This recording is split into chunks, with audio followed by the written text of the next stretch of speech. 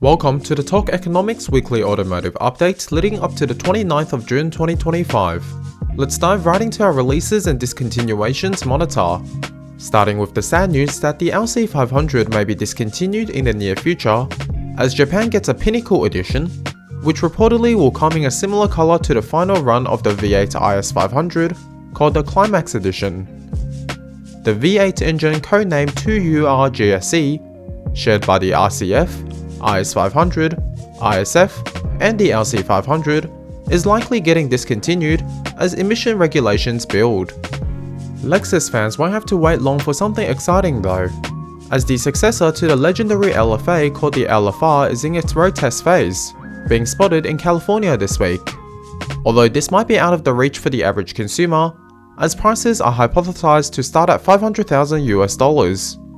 Also good news is a report from Motor Trend this week, suggesting that the long-awaited successor to the Rotary-powered RX series of sports cars might be on the horizon. A concept by the name of Iconic SP was released in 2023, which showed off a hybrid rotary system. This has reportedly been further developed to be emission compliant for an upcoming commercial release. BMW Canada has unveiled a limited edition of the new 540i made to honor the original E34 iteration. It will be limited to 151 vehicles. As Top Gear writes, this new car is heavier, and although quicker, is less exciting than the V8 powered E34. The new 540 is powered by a 6-cylinder without hybrid assistance and produces 365 horsepower. Moving on, Xiaomi has revealed pricing and opened up ordering for its much anticipated YU7 SUV that looks awfully close to the Purosangue. It is really cheap and undercuts the Model Y in China, where it is exclusively available. The top of the range max version costs $45,000 US and boasts 681 horsepower. The market reaction is positive too. 200,000 units were ordered within the first 3 minutes of the press release, and is now likely above 300,000. Due to production capacity, this means that many buyers will be waiting until at least 2027 for their new car. Koenigsegg is releasing another limited production vehicle called the Sadair Spear, named after the racehorse that the founder rode in his final race in 1976 as a jockey. The new car will be limited to 30 units, each costing a cool £3.8 million. It is expected that the car will break many track records in the coming days, as that is what it has been built for. Lastly, in releases this week, Mercedes teased a new concept car called the AMG GTXX, and it is questionable to say the least. Despite abandoning plans to go all electric by 2030, Mercedes still plans to produce an electric super sedan in the near future. However, reception to this concept has been poor. This is partially due to the comments made by the AMG CEO, whereby he states the 1340 horsepower motor is the best V8 motor the company has ever developed. I must admit, the car has remarkable motors. 2 rear and 1 front weigh a combined 220 kilograms, which is considered quite light. 250 miles of range within a 5-minute charge is also quite impressive. Despite this, it is still not a V8, which Mercedes do not seem to understand. The exterior, especially the rear of the car, was also quite attention-seeking. There are 700 controllable LEDs in the center, which can display anything from the logo to being a charging indicator. Last of all, speakers are built into the front lights to mimic the sound of traditional AMGs. I find this to be ridiculous. People who prefer EVs would not want this nonsense, whereas it would not fool those who seek the thrill of a V8. Alright, now we'll move on to the headlines of the week. We continue on with Mercedes, as the AMG boss admits to the 4-cylinder failing to resonate with buyers, as the new C63 sells very poorly. Remind you that this is the same person who states their new electric motor is the best V8. Regardless of what he is saying though, Mercedes is preparing to offer their V8 until at least the mid-2030s in some capacity. This is the engine that is going to be used in the new CLE 63, which combines the 2-door versions of both the C and E classes. Back in April, the EU tried to ban the use of carbon fibre in cars, citing sustainability concerns after a car's useful life. The legislation was eventually dropped after backlash. However, BMW is acting preemptively to another potential ban in the future. The company has developed a natural fiber composite with a company called B-Comp that reduces CO2 emissions in production by 40% compared to carbon fiber. This material is able to meet regulatory requirements for roof structures and is comparable to carbon fiber in weight. These composites have already seen use in motorsport and is expected to make a debut in production vehicles soon. We move on to take another look at Apple CarPlay Ultra.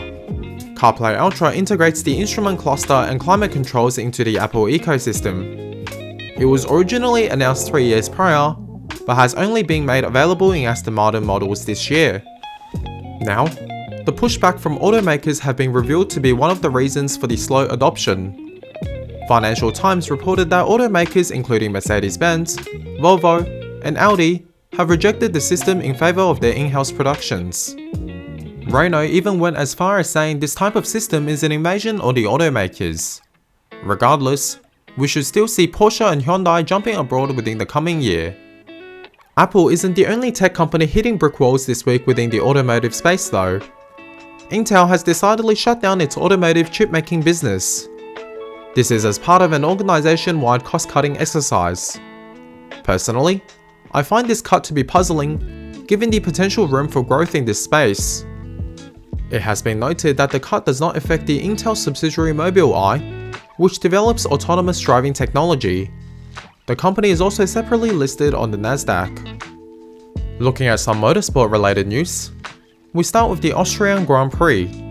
Verstappen crashed out in lap 1 thanks to a dive by Mercedes rookie Kimi Antonelli.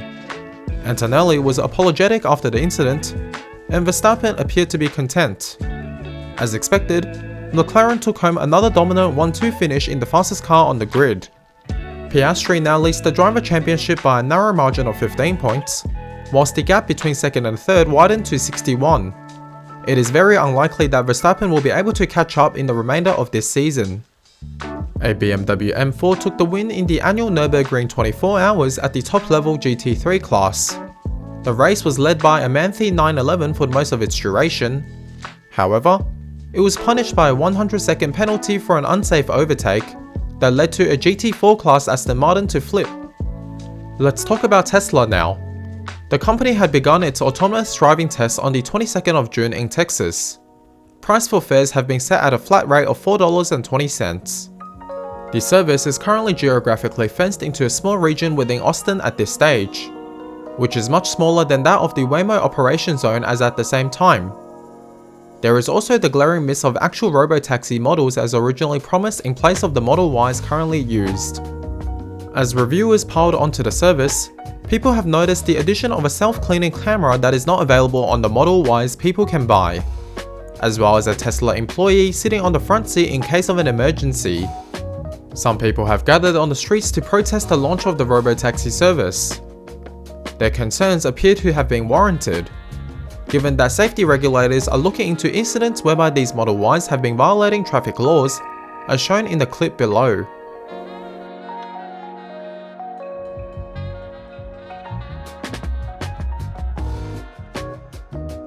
Bad news doesn't seem to come in singles for Tesla this week, as the company also faces French investigation regarding misleading claims of full self-driving vehicles that are sold to the public. Additionally, reportedly due to declining sales, long-term operations lead for Tesla, Omed Afshar, was fired by Musk this week. Things do get a bit better for Tesla as we move on to financial news. A federal judge has blocked the administration from withholding funds that were dedicated to EV chargers in 14 states. This is expected to help EV adoption nationwide across the US. Moving on, BYD, the world's largest EV manufacturer, is now shutting down parts of its factories in China due to excess supply and fierce competition in the nation. Production numbers are said to be cut by a third in some factories affected. Issue of oversupply also affects lithium, as prices continue to drop as well. Reuters predicts the imbalances are expected to last until at least 2030, which does help with cheaper electric vehicles. Lastly for the week in terms of headlines, Shell was rumoured to merge with BP as reported by the Wall Street Journal, although a Shell company statement called this a hoax. Finally, in our They Just Cannot Make It Right section this week, Mercedes will recall almost all the AMG ones over risk of fire. This recall is caused by an active rear spoiler issue, where it may cause hydraulic fluid to leak and ignite. Mercedes have noted this differs from the issue which has already ignited two AMG ones, which is suspected to be an issue relating to the actual engine. Ford recalls 133,000 Lincoln Aviators over risk of detaching parts, nothing a tube of silicone cannot fix. A bit more serious though is that GM is to recall over 62,000 Silverados over fire risk from brake assembly caused by an unauthorized chemical by the supplier of the brake assembly. That was all for this video. Thank you very much for watching, and please look forward to weekly videos on an ongoing basis. On that bombshell, goodbye.